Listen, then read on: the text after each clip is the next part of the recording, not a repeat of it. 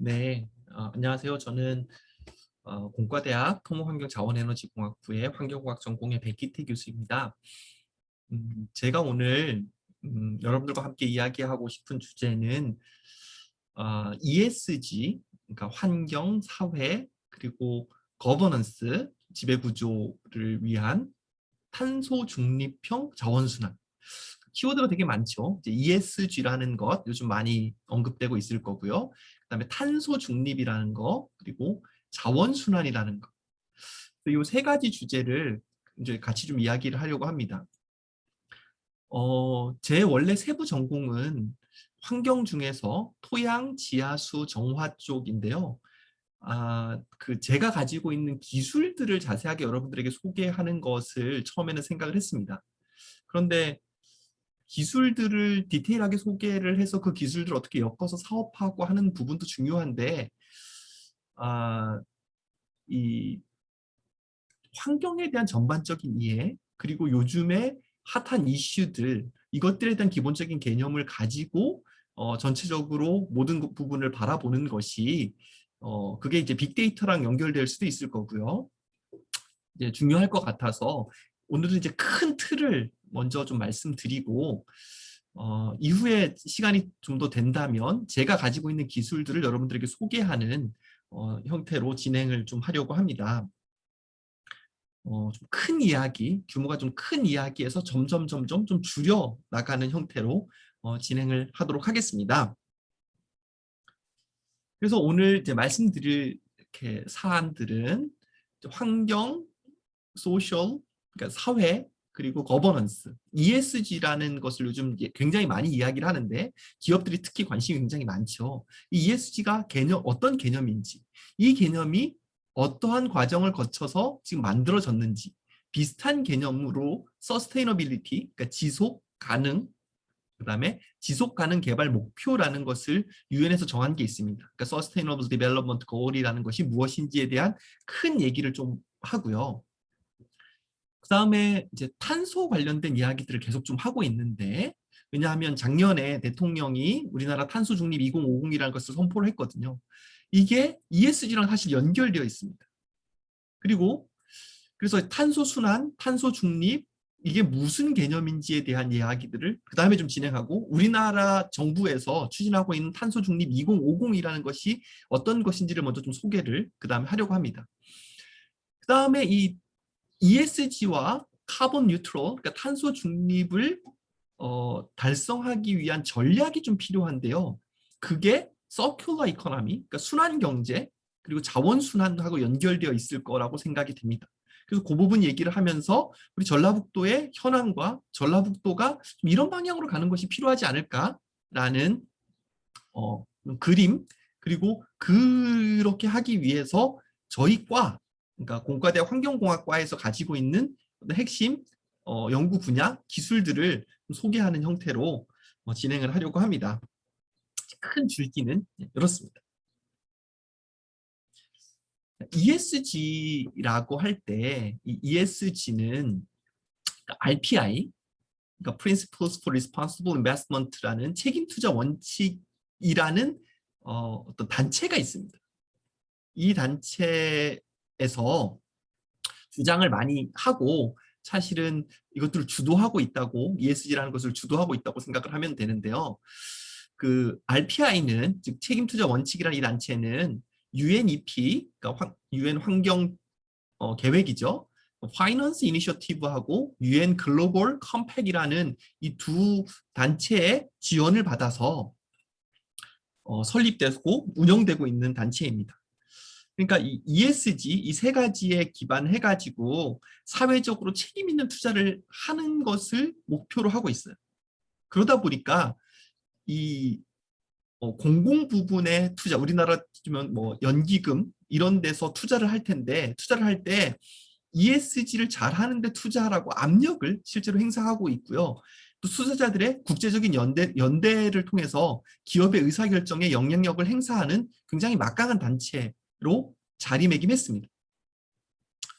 이게 뭐 외국에 있는 어떤 단체인데 그 단체에서 하는 것이 우리랑 무슨 연관이 있나, 이런 생각을 하실 것 같아요. 근데 사실 영향이 있습니다. 왜냐하면 최근에 이제 우리나라 정부에서 자산 총액 2조 원 이상이 되는 상장사들은 ESG에 관련된 그 기업의 정보를 공개하는 것을 이렇게 좀 의무화를 추진하겠다, 단계적으로. 그렇게 했습니다. 이게 실제로 올 1월 14일 날 나온 보도 자료입니다. 여기 보면 ESG 책임 투자 활성화를 위한 제도적 기반을 마련하는 것이 이제 주된 골자고요.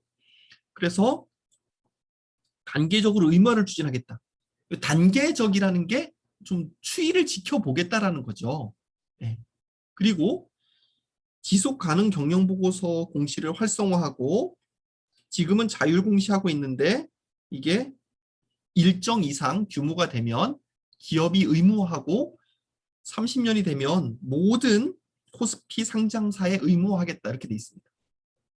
그러니까 이 ESG 책임 투자를 활성화하기 위해서 앞으로 정보 공개를 의무화하겠다는 거죠. 그러니까 기업들은 지속 가능 경영 보고서라는 것을 지금까지는 기업 자율적으로 하고 있었는데 그게 아니라 반드시 해야 되는 상황이 된다라는 거고요. 그리고 이것을 위해서 스튜어디십 코드라는 것을 시행 성과도 점검을 하고 ESG 관련된 수탁 책임을 강화하겠다. 그래서 의결권자 정보 공개를 확대하겠다. 이렇게 했습니다. 그러니까 결국은 이 ESG라는 게 기업들은 이제 반드시 필요한 상황이 마련됐다. 그러니까 해도 되고 안 해도 되는 상황이 아니라 반드시 해야 되는 쪽으로 가고 있는 거죠. 지금은 아닙니다. 그러니까 아직은 시간이 있기 때문에 기업들이 준비할 수 있는 시간적 여유는 있지만 이제는 점점 그 방향으로 가고 있다. 이렇게 생각을 하시면 되겠습니다. ESG가 뭐냐? 잖아요.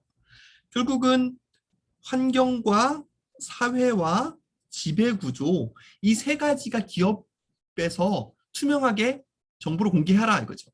그러니까 사회와 관련된 거는 고용평등이라든가 고용다양화, 인권, 노동 뭐 이런 부분들입니다. 그러니까 지금까지 사회공헌과 관련된 다양한 활동들을 했던 것들이 다 여기 포함이 되고 뭐 노조, 노사, 관계 이런 것들이 다 포함이 됩니다.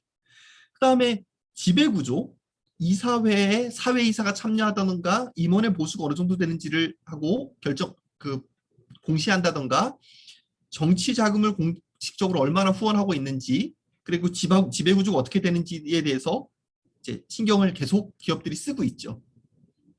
더불어서 이 기업이 제품을 만들거나 할 때 어떠한 청정 기술을 적용했는지 기후변화나 탄소 배출에 관련해서는 어떤 노력을 하고 있는지 사옥 같은 데서 그린 빌딩이나 이런 부분들을 어떻게 하고 있는지 그다음에 환경오염이나 유독물질 배출들을 얼마나 저감하고 있는지 그다음에 천연자원 등은 얼마나 활용하고 있는지 마구잡이로 자원을 훼손하고 있지는 않은지에 대한 것들을까지 공시를 하라는 거예요. 지금까지 보면 사실은 이 S하고 G는 기업들이 신경을 되게 많이 썼어요. 물론 표면적으로는 이 환경 분야도 신경을 쓰긴 했죠. 그런데 이 ESG라는 개념이 기업에 탁 도입이 되면서 이 분야가 굉장히 중요하게 부각이 되는 것이 전 세계적인 추세인데 우리나라는 좀 유독 이 부분보다는 기업의 지배구조 이 부분에 훨씬 더 ESG가 도입되면서 신경을 쓰는 것 같아요.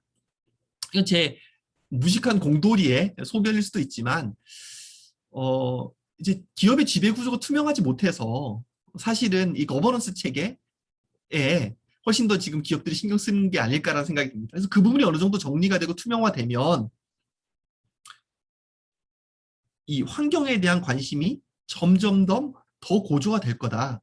그래서 이 부분이 훨씬 더 중요한 쪽으로 이제 부각이 될 거다라고 제가 환경 쪽에 있기 때문에 생각하는 게 아니라 실제로 전 세계 많은 기관에서 그렇게 생각하고 있습니다. 그래서 기업들에 대해서 전적으로 평가를 할 때 ESG의 측면에서 평가하고 평가 보고서를 발행하는 국제 컨설팅 기관들이 굉장히 많이 있습니다. 그런데 이 ESG라는 개념이 도입되기 전에 사실은 이미 지속 가능성, 서스테이너빌리티라는 개념이 먼저 도입이 돼서 지속 가능 경영 뭐 이런 것들을 계속 사실 기업들이 얘기해 왔습니다. 서스테이너빌리티라는 게 예전에는 기업이 돈 버는 게 목적이었잖아요. 네. 그러니까 어떻게 이익을 내고 어떻게 비용을 절감하고 어떻게 경제 성장을 하고 이게 돈을 얼마나 버느냐 이게 주된 목적이었는데 그것이 아니라 사회적인 영향도 신경을 쓰자. 그러니까 그 회사에 고용되어서 살아가는 사람들의 삶의 질이라든가 지역사회에 어떻게 공헌하느냐. 그래서 공익재단들을 기업이 많이 설립을 했죠. 그리고 남녀 성평등, 남녀 평등, 뭐 종업원에서 여성 임원의 비율 뭐 이런 것들도 계속 이제 신경을 쓰고 사회 공헌 활동들을 계속했습니다. 더불어서 환경에 미치는 영향도 같이 고려를 하자는 거죠. 그래서 뭐 그 자원을 어떻게 활용하는지, 환경 관리를 어떻게 하는지, 오염 예방을 어떻게 하는지에 대해서 계속했습니다. 그래서 이 세 가지 영역에 있어서 사실은 이 경제적인 부분에서는 1년마다 뭐 돈을 얼마 벌었고 하는 것들을 보고서를 내고 사회공헌과 환경적인 측면에서는 지속 가능 경영 보고서라는 것들을 계속 냈었죠. 네. 그래서 기업들이 이 접점에 있는 부분, 예를 들어서 환경과 사회의 접점이라면 환경 정의라든가 우리가 미래 세대의 것들을 가져다가 쓰는데 미래 세대도 살아갈 수 있어야 되지 않겠냐. 이제 이렇게 사회와 환경의 접점인 부분들에 신경을 쓰기 시작했고 그 다음에 환경과 경제인데 돈만 벌면 환경을 좀 오염시켜도 상관없지 않냐라고 생각했는데 에너지 효율이라든가 아니면 이 돈을 벌 때 환경에 미치는 영향을 최소화한다던가 아니면 복구한다던가 하는 것에 관심을 가진 거죠. 그 다음에 사업을 하는 데 있어서 에틱스, 윤리, 그리고 공정무역, 또 노동자의 권리 뭐 이런 부분들을 계속해서 신경을 썼고 이 세 가지 접점이 있는 데가 지속 가능성이다라는 개념으로 계속해서 기업들이 신경을 써왔습니다.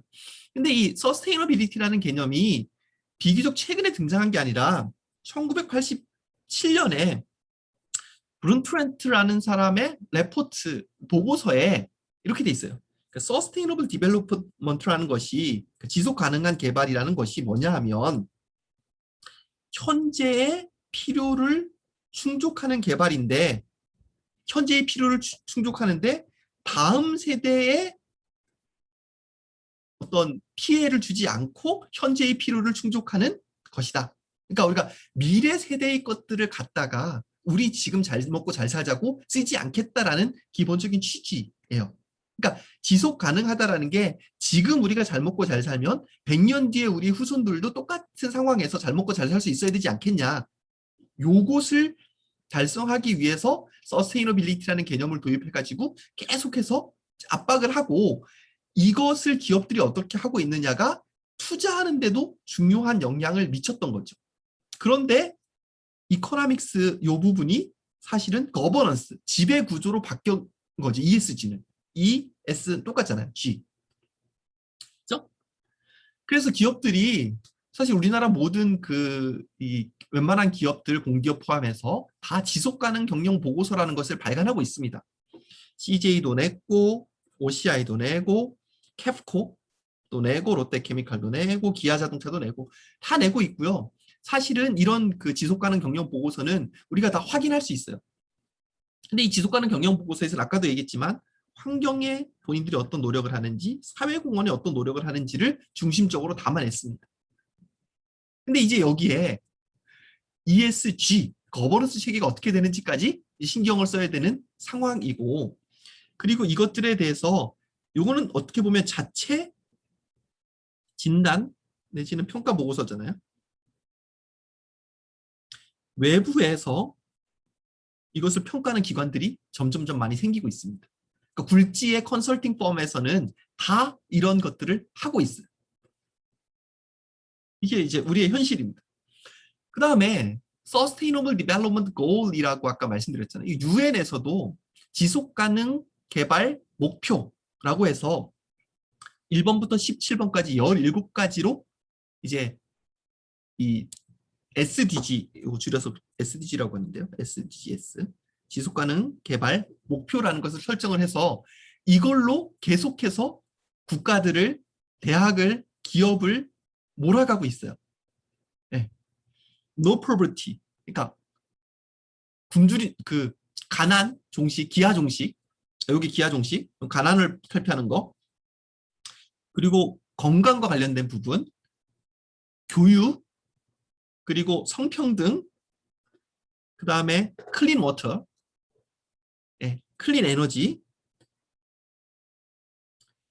그 다음에 경제 성장, 그리고 산업하고 뭐 혁신, 뭐 이런 거죠. 네. 그 다음에 불평등을 줄이는 거, 네. 지속 가능한 도시, 지역사회, 지역사회 어떻게 공헌하느냐에 대한 얘기죠. 그 다음에 책임 있는 소비, 예를 들면 뭐 공정무역 이런 거예요. 그 다음에 지역에서 생산된 로컬 푸드 소비하는 거, 그 다음에 기후변화에 어떻게 행동하고 수생태계에 어떻게 기여를 하고 육상생태계에 어떻게 기여를 하고 그 다음에 평화와 정의와 이런 것들에 어떻게 기여를 하고 이런 것들을 위해서 이런 목표를 위해서 어떻게 연대하고 이런 17가지의 이 목표를 딱 설정해 놓고 이 목표에 각각의 기관들이 기업들이 얼마나 도달하고 있는지를 보겠다라고 계속해서 압박을 하고 있습니다. 그래서 지금까지는 사실은 전 세계 대학 평가를 하고 있거든요. 주로 뭐 논문을 얼마나 썼느냐, 노벨상을 얼마나 수상했느냐, 기술을 팔아서 기업의 기술을 이전해서 돈을 얼마나 벌었냐 이런 것들로 주로 평가를 했거든요. 그런데 최근에 이 Sustainable Development Goal, 그러니까 지속 가능 개발 목표를 가지고 이 17가지를 가지고 대학을 평가를 해서 순위를 매기는 평가도 등장했습니다.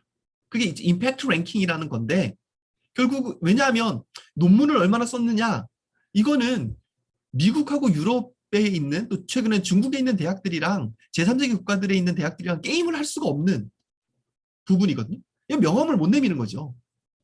그런데 이 부분은 전 세계 어느 나라에 있는 대학들도 명함을 내밀어서 사실 경쟁을 할 수가 있거든요. 네. 그러다 보니까 점점 더 많은 국가의 대학들이 이 임팩트 랭킹에 참여하고 있어요. 처음에는 한 300개, 그 다음에 600개, 올해 결과 나온 거 보니까 1000개가 넘는 전 세계 대학들이 참여를 했습니다. 우리나라에서도 연세대가 이 부분에서는 1등, 경북대가 2등, 전북대가 3등을 했거든요. 그러니까 이런 부분에서 어떻게 대학들이 기여를 하고 있는가, 대학들도 이제 이 시각으로 보겠다는 거예요. 기존의 논문 이런 것들은 전부 다 여기에요, 대부분. 물론 이런 것에 각각의 개별적인 것에 관련된 논문들도 다 양지표로 보지만 대학이 이런 부분에 어떤 노력을 하고 있는지를 평가하고 있는 상황입니다. 그러면 기업들도 여기에서 자유로울 수 없다라는 거죠. 그전에는 이제 환경에 대해서 어느 정도 신용만 하고 죄송합니다. 혹시 기업에 관련되신 분들이 좀 불편할 수 있는데 법규만 어기지 않으면 되는 정말 별로 하고 싶지 않은데 억지로 했다면 이제는 환경에 대해서도 적극적으로 기업이 고려하지 않으면 점점 더 투자받기가 어려워지고 경영하기가 어려워지는 상황이 발생했다라는 이야기입니다. 자, 여기까지가 이제 ESG에 관련된 이야기를 제가 말씀드렸습니다. 이미 다 알고 있는 부분들도 있을 거고 뭐 제가 그냥 반복한 부분들도 있을 것 같은데 만약 그렇다면 죄송한데요. ESG라는 개념에서 우리가 직면하고 있는 여러 환경에 관한 문제 중에서 기후변화와 관련된 즉 이건 이제 우리가 직면한 문제잖아요. 지금도 보면 5월에 갑자기 지난주 목요일 금요일 엄청 더웠는데 이번 주에 보면 막 월요일 같은 경우 엄청 추웠거든요.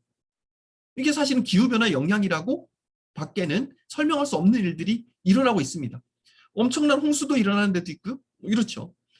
근데 이 기후변화와 이 탄소 순환은 밀접한 연관성이 있습니다. 그래서 이것을 떼놓고는 사실은 설명할 수가 없거든요. 그래서 이 탄소와 관련된 탄소 중립을 이제 우리나라 정부에서도 앞에서 작년에 발표했다고 말씀드렸는데 탄소 중립 2050으로 발표했는데 그것을 그 이면을 이렇게 들여다보면 이 전 지구적인 차원에서 탄소가 어떻게 순환되는지 이 카본 사이클에 대한 이야기를 먼저 알고 이해를 해야지 우리가 탄소 순환을 실제로 할 수가 그러니까 탄소 중립을 실제로 실현할 수가 있습니다. 우리가 지금 이제 문제가 되는 건 여러분들 들어보셨겠지만 이 공기 중에 이산화탄소가 점점점 증가하고 있다라고 이야기를 합니다. 그런데 공기 중에 있는 이산화탄소는 탄소의 한 종류이고요. 이 탄소가 750 기가톤 정도가 공기 중에 있는 이산화탄소입니다. 그러면 잘 아시겠지만 공기 중에 있는 이산화탄소는 이 식물들에 의해서 광합성으로 소모가 되게 됩니다. 그렇죠? 그게 1년에 121 기가톤 정도 됩니다. 그리고 이렇게 이제 소모만 하는 게 아니라 이산화탄소를 식물들이 호흡도 하기 때문에 호흡하는 과정에서 60 기가톤 정도는 다시 공기 중으로 나와요. 그러면 이 차이가 한 60 기가톤 정도 되잖아요. 그렇게 식물이 계속해서 공기 중에 이산화탄소를 없애주고 있다고 보시면 되고, 그렇게 전 지구에 있는 식물들이 가지고 있는 탄소가 있는데 그게 610 기가톤쯤 된다고 생각을 하시면 됩니다. 그 다음에 이 나무가 죽거나 나무 잎이 떨어지고 하면 얘네들이 땅으로 가게 되겠죠. 이 땅에서 나뭇잎들이 썩게 됩니다. 썩어서 썩는다는 게 결국은 이산화탄소로 다시 나온다는 얘기니까 그렇게 나오는 게 연간 60 기가톤 정도 됩니다. 그러니까 사실은 121 기가톤이 식물에 의해서 공기 중에서 이산화탄소가 없어지는데, 그렇죠? 60 기가톤 정도는 식물이 호흡하느라고 다시 나오고 썩어서 다시 이산화탄소 형태로 나오는 게 이 정도 되니 별로 남는 장사가 아닌 거죠, 식물로는.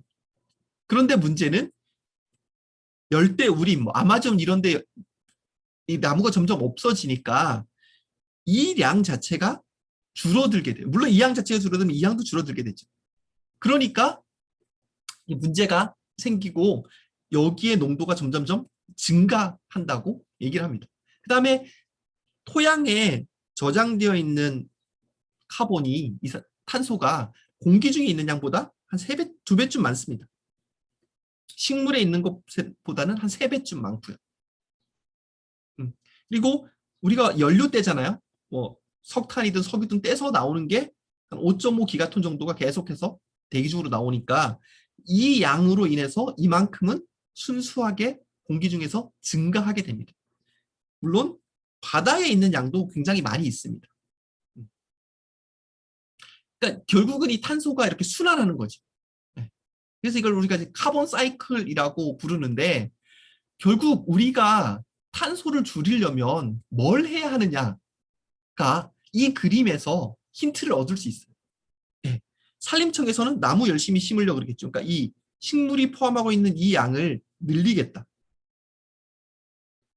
그리고 산업자원부나 이런 쪽에서는 산업에서 아니면 교통 부분에서 화석 연료를 사용해가지고 대기 중으로 가는 이 이산화탄소를 줄이겠다. 그리고 환경하는 사람들은 더불어서 토양에 저장되어 있는 이 양을 좀 더 늘려볼 수 있지 않을까. 이게 지중 저장 개념이 되는 거죠. 그러니까 그리고 나무가 죽어서 얘네들이 썩으면 다시 나가는데 요만큼이, 이 양을 60이 아니라 50만 가구 10은 토양에 남아있도록 할 수는 없을까? 뭐 이런 방법들을 사람들이 계속해서 쓰려고 합니다. 그러니까 탄소를 공기 중에 있는 탄소의 양을 줄이려면 결국은 이 화살표가 이 방향으로 가는 거는 늘리고 이 방향으로 가는 거는 줄이는 전략이 필요하겠죠. 자, 그럼 어쨌든 계속해서 지금 공기 중에 있는 탄소의 양은 증가하게 되어 있습니다. 그것 때문에 기후 변화가 일어난다고 다들 생각하고 있고 실제로 그렇습니다. 그래서 이 기후 변화가 일어나면 해수면 상승이 있습니다. 왜냐하면 극지방에 있는 빙하들이 녹거든요. 그래서 해수면 상승이 조금씩 일어나고요. 그 다음에 지구의 온도가 조금씩 증가합니다. 네. 5년 동안 계속해서 온도가 증가하는 거죠. 5년 단위로 봤을 때.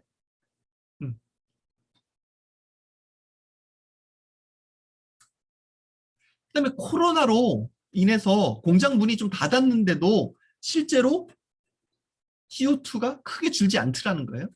이산화탄소가.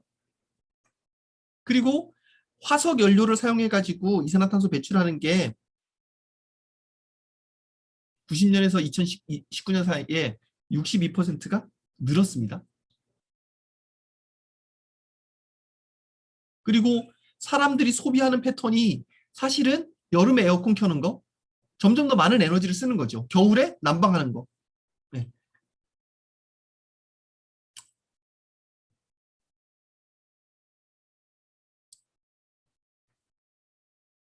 그리고 이 기후변화의 영향이 저기 산 꼭대기부터 바다 깊은 곳까지 다 영향을 미치고 있다는 거예요.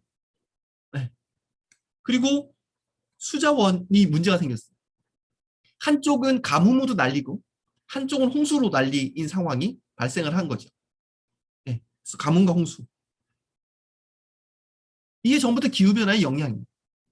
그러면 앞에서 말씀드렸잖아요. 이 기후변화의 영향을 최소화하려면 어떻게 해야 되겠냐? 예? 카본을 줄이자. 사실은 카본을 줄이는 건 아니에요. 대기권에 있는 카본을 줄여보자. 이게 탄소 중립의 개념으로 나옵니다. 탄소 중립이 뭐냐? 결국은 사람의 활동에 의해서 온실가스가 이산화탄소만 있는 건 아닌데 이산화탄소 양이 제일 많아서 실제로 이 온실 효과에 기여하는 부분이 기후변화에 기여하는 부분이 제일 많아서 CO2로 이산화탄소로 대표적으로 얘기를 하는 거예요.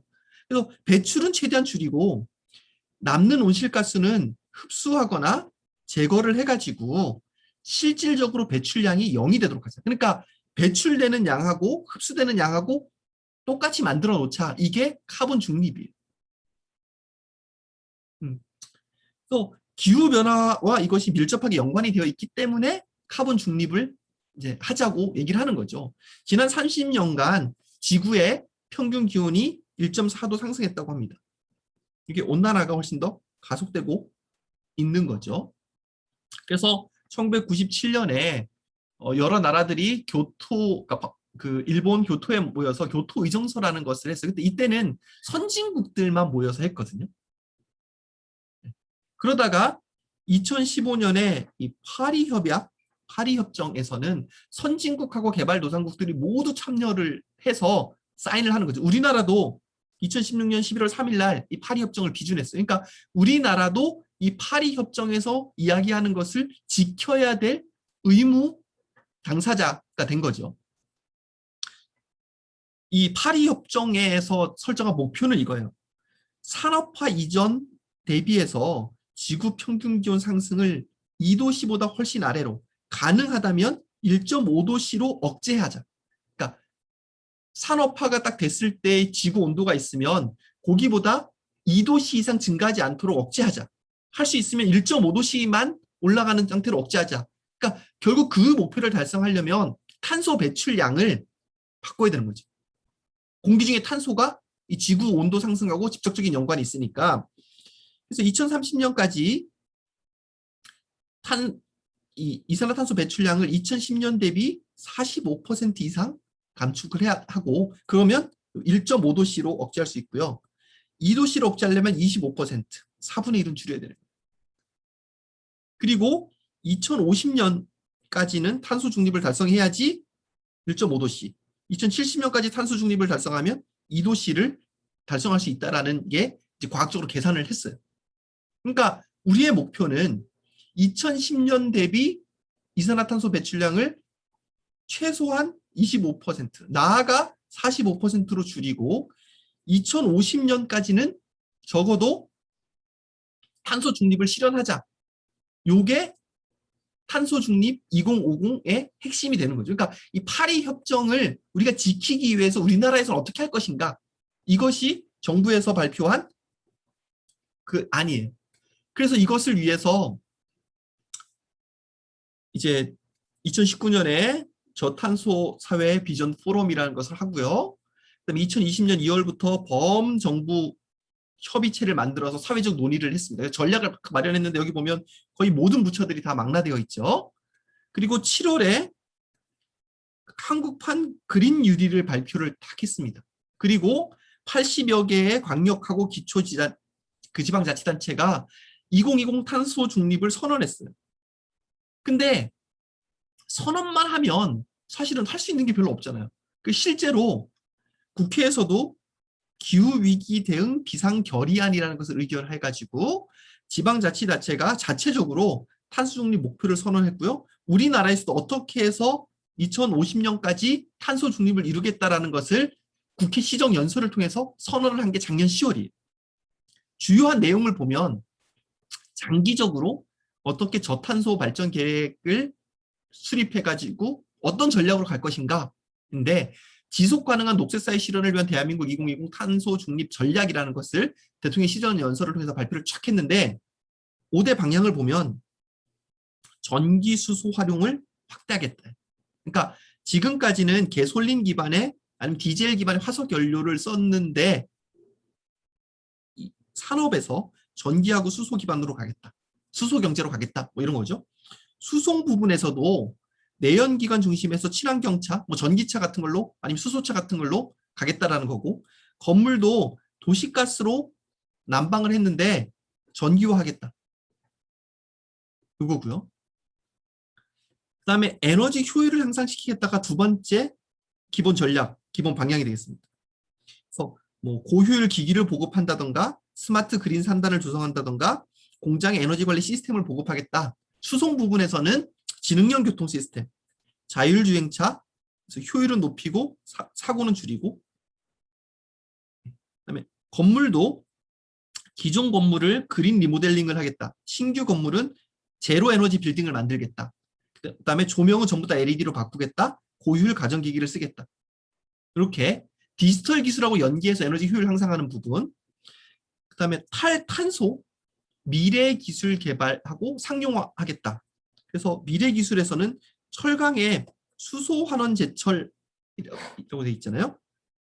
사실은 우리가 철광석이 보통 Fe2O3 뭐 이런 거거든요. 그래서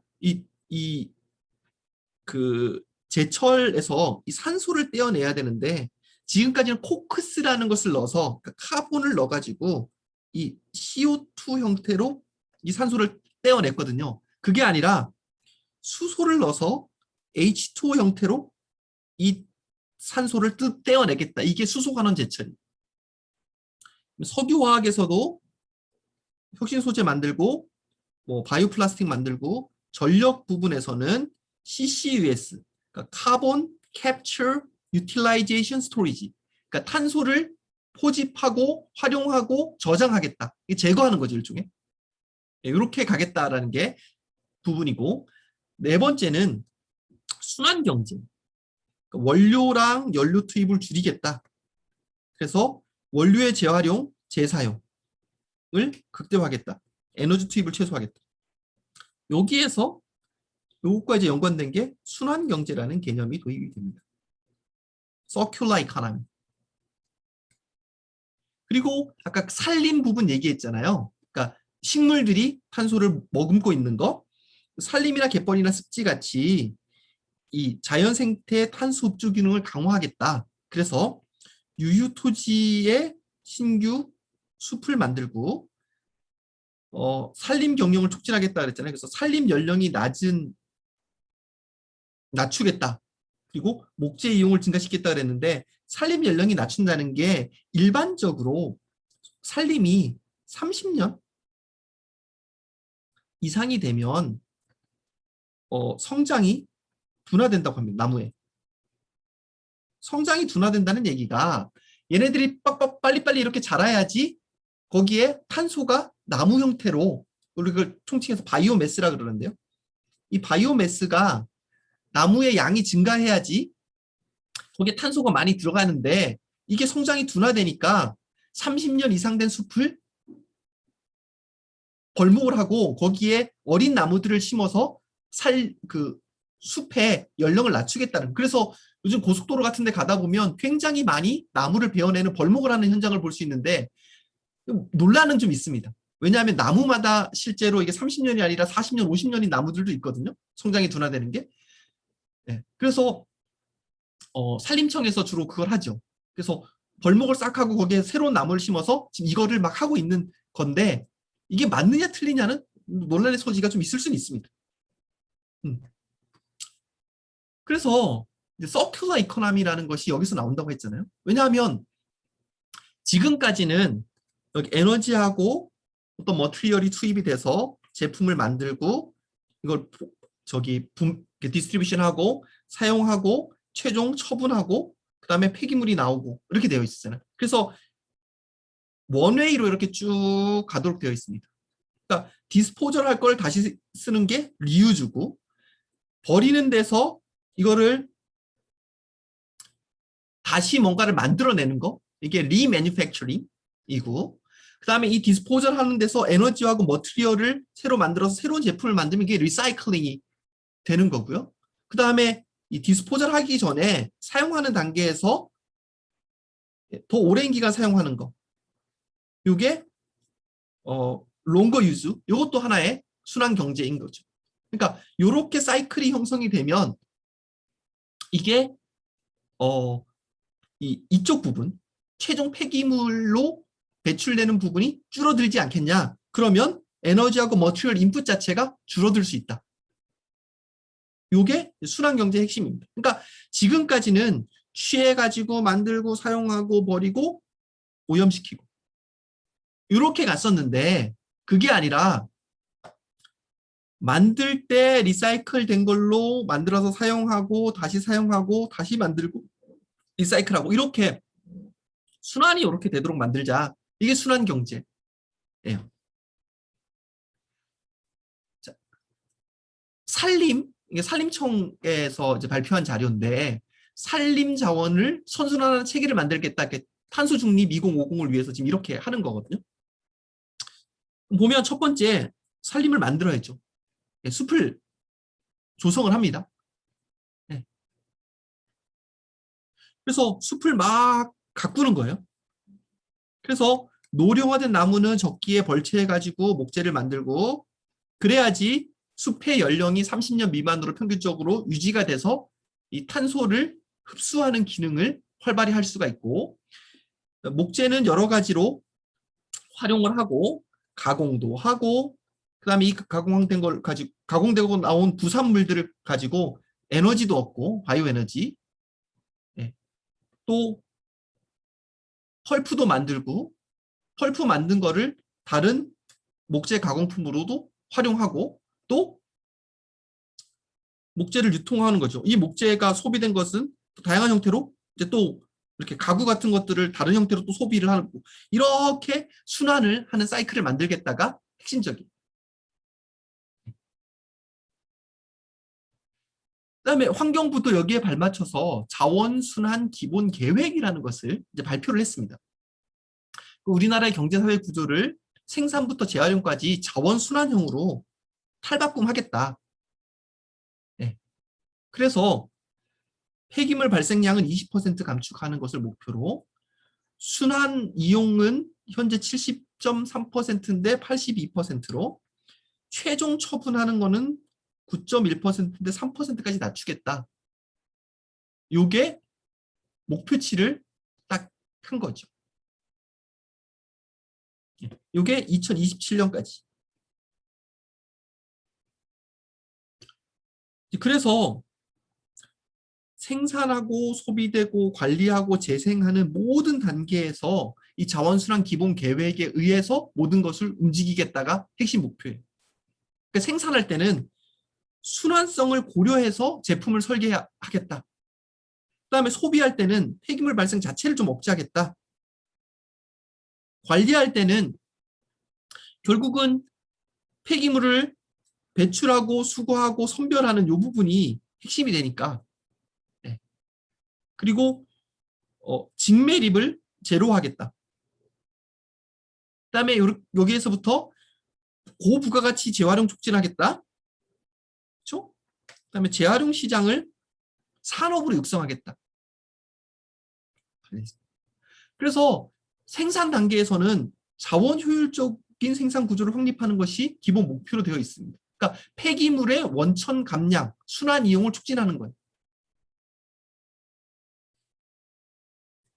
그리고 소비하는 단계에서는 폐기물 발생량을 최소화하겠다고 하는데 사실은 이런 계획을 추진하는 중에 코로나 사태가 딱 발생하면서 사실 플라스틱 폐기물 양이 확 증가했죠. 그래서 이게 거의 무산되다시피 했어요. 예. 일회용품 사용 억제하고 과대 폭장 억제하겠다 그랬는데 이걸 지금 할 수 없는 상황이 돼버린 거죠. 그리고 재사용 네트워크를 구축해서 친환경 소비를 촉진하겠다고 이제 하는 거고요. 관리에서도 지역 거버넌스 체계에 기반해서 관리 최적화를 하겠다. 뭐 GPS 부착해가지고 어디에 있는지 등등등을 하는 거죠. 그리고 재생할 때도 고부가 가치 물질을 재활용을 촉진하겠다는 거.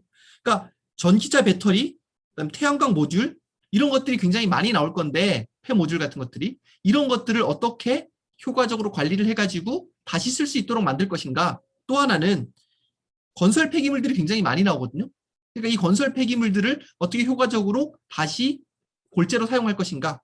그리고 플라스틱, 전자제품 이런 것들도 재활용률을 제고하기 위한 제도를 어떻게 개선할 것인가. 그러니까 환경부에서 이런 계획을 세우고 막 밀어붙이고 있는데 지금 주춤하고 있는 상황입니다. 자, 이제 순환경제까지 얘기를 했고요. 전라북도로 이제 이것들을 한번 가지고 와보자고. 아시겠지만 전라북도는 농축산 어업 중심의 산업 구조를 가지고 있습니다. 주로 이제 1차 산업 중심인 거죠. 그 제조업은 우리 전라북도가 전체의 3%도 우리나라 전체에서 차지하지 않아요. 근데 1차 산업은 한 10%, 10점 몇 퍼센트 정도를 차지하고 있어요. 그러니까 전라북도는 1차 산업 중심이에요. 제조업이 별로 없어요. 이게 우리의 현실인 거죠. 그래서 농업, 축산, 어업 중심의 산업 구조를 가지고 있습니다.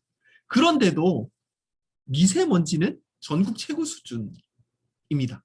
뭐 이제 이 오명을 조금 벗어나긴 했어요. 충청북도 이쪽이 조금 더 심각하긴 하죠. 보통은 미세먼지가 제조업이 많으면 많이 발생한다고 하는데 제조업도 별로 없는데 미세먼지가 되게 많아요.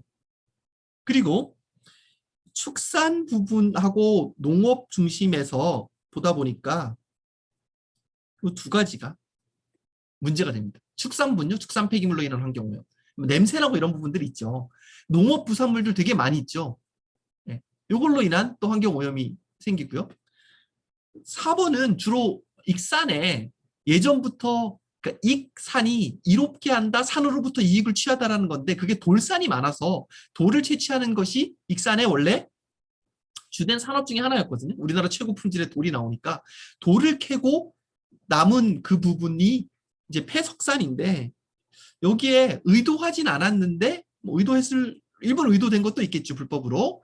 그래서 유독성 폐기물이 계속 있어서 지금 익산에서는 굉장히 심각한 문제가 되고 있고요. 새만금 수질은 예전부터 계속해서 문제죠. 뭔가 여러 형태의 그 처리 시설들을 전라북도 곳곳에 도입을 했습니다. 그러면 수질이 좋아져야 되는데 별로 개선은 안 되거든요. 네. 그래서 해수유통해야 된다 지금 논란이 좀 많죠. 네. 실제로 이 전북연구원에서 이제 발표한 거 보면 이 세 가지가 양질의 수자원 확보, 농축산 폐기물의 순환 체계, 서큘러 이코노미를 구축해야 된다는 것, 그리고 기후변화와 관련해서 농축산 기원의 2차 생성 초미세먼지하고 악취 제어하는 게 핵심이에요.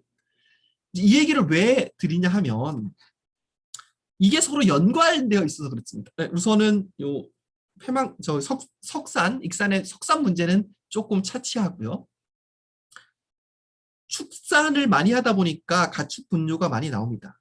이 가축 분뇨의 50% 이상은 액비라는 이름으로 다시 농경지에 뿌려집니다. 그러면 축사가 있으면 기본적으로 암모니아가 발생을 하거든요. 이건 어쩔 수가 없어요. 그리고 액비 형태로 뿌리면 이 비료가 되는 거죠. 그런데 이 액비가 지하수로 흘러 들어갑니다. 그래서 지하수 오염이 일어나요. 이 지하수 오염된 지하수가 새만금으로 흘러 들어간다는 연구 결과도 있습니다. 그러면 이 암모니아가 발생하면 이 암모니아가 초미세먼지를 형성하는 전구체라, 그러니까 원인 물질이라고 보통 알려져 있어요. 그리고 아직도 농촌에서는 많이 태우죠.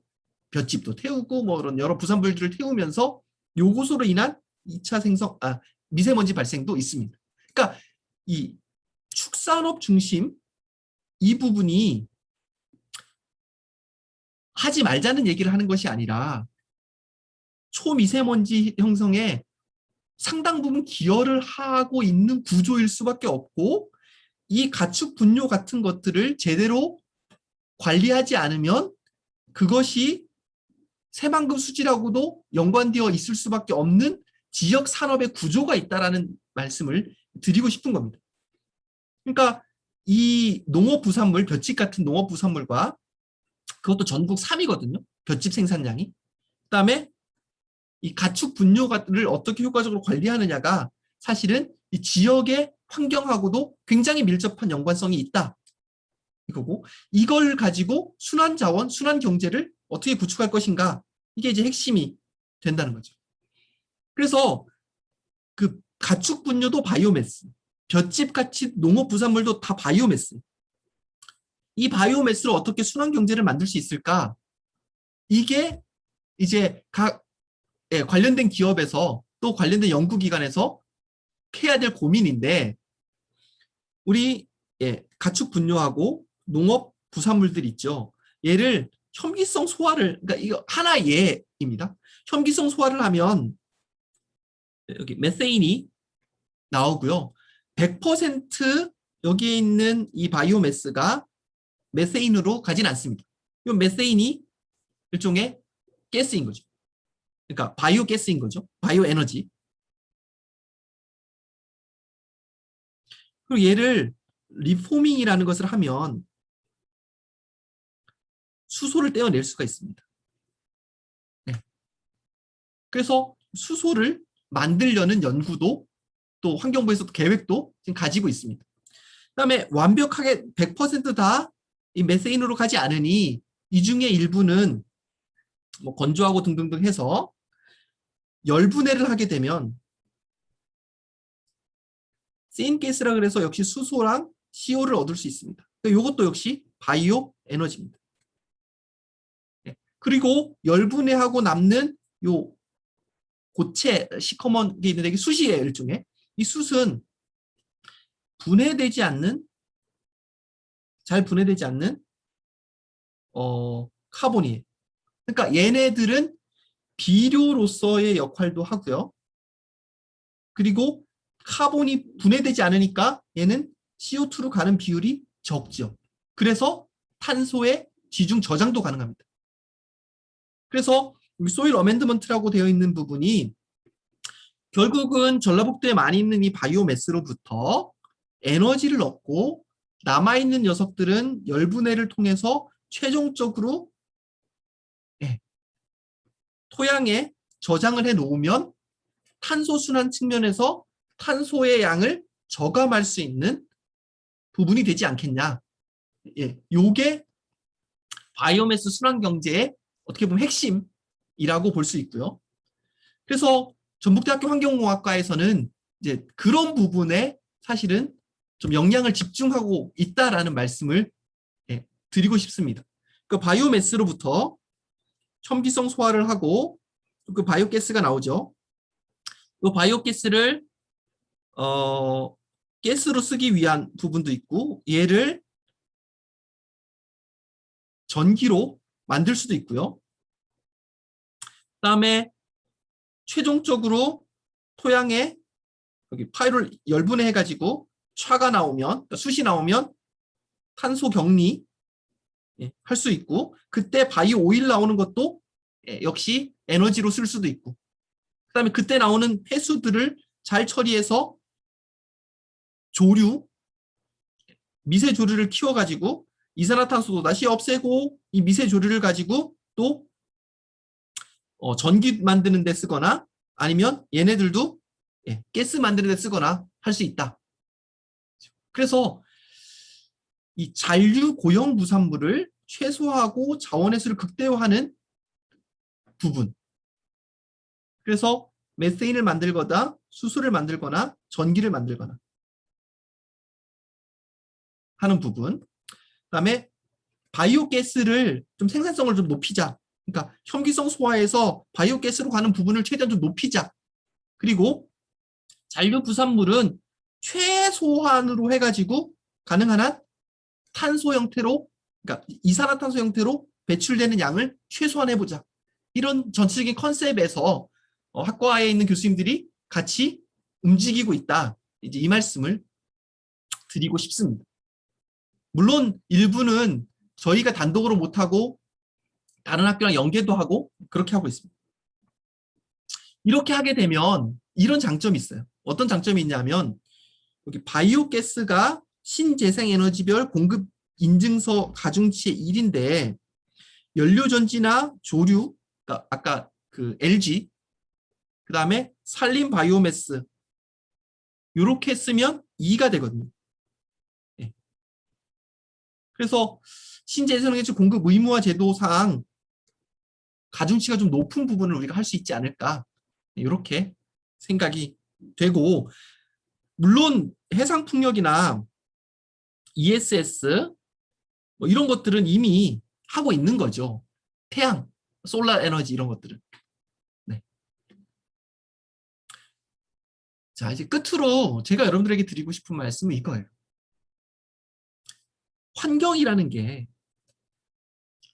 먼 미래에 일어날 어떤 일이 아니라 이제는 기업 경영의 핵심이며 필수적인 요소로 자리했다는 거예요. ESG에서. 네. 이거 안 되면 이제 기업이 투자도 못 받고 아무것도 안 되는 상황이 이제 발생했습니다. 근데 점점 더 주주들이 이 부분을 계속 요구를 할 거거든요. 그러면 그중에 이 에너지에 여러 부분이 있을 거예요. 뭐 오염 예방 등등은 법적으로 하는데 기후변화에 대응하는 게 전 지구적인 문제고 그렇다면 우리가 탄소 중립을 통해서 기후변화에 대응할 수 있는데 탄소 중립을 하는 것에 전라북도가 할 수 있는 부분은 바이오매스를 통한 순환경제. 이게 지역의 환경 문제 해결에도 직접적으로 기여할 수 있다라는 부분. 예. 그리고 자원순환의 그 기본법도 달성할 수 있고 바이오가스를 통해서 신재생에너지 만들 수 있고 탄소 중립도 실현할 수 있는 방법이 있다. 그러니까 여러분들이 기업을 경영하거나 아니면은 기업의 컨설팅을 하실 때 그 어떤 공장에서 나오는 사용하는 에너지와 관련된 탄소에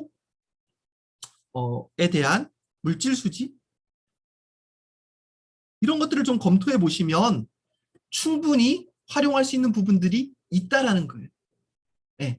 그리고 이 부분은 전북대학교 환경공학과가 어느 정도 강점을 가지고 있는 부분이니 필요하시면 요청하시면 우리가 함께 무엇을 할 수 있다라는 이야기를 여러분들께 드리고 싶습니다. 제가 가지고 있는 기술들을 소개하는 것보다는 이런 큰 틀에서 말씀드리는 게 더 좋을 것 같아서 이렇게 했습니다. 혹시 궁금하시거나 하시면 그냥 인터넷에서 전북대 환경공학과 백기태 검색하셔도 되고요. 제 이메일이니까 네. 이메일로 연락 주셔도 좋겠습니다. kback@jbnuackr입니다. 네, 감사합니다. 여기까지 하도록 하겠습니다.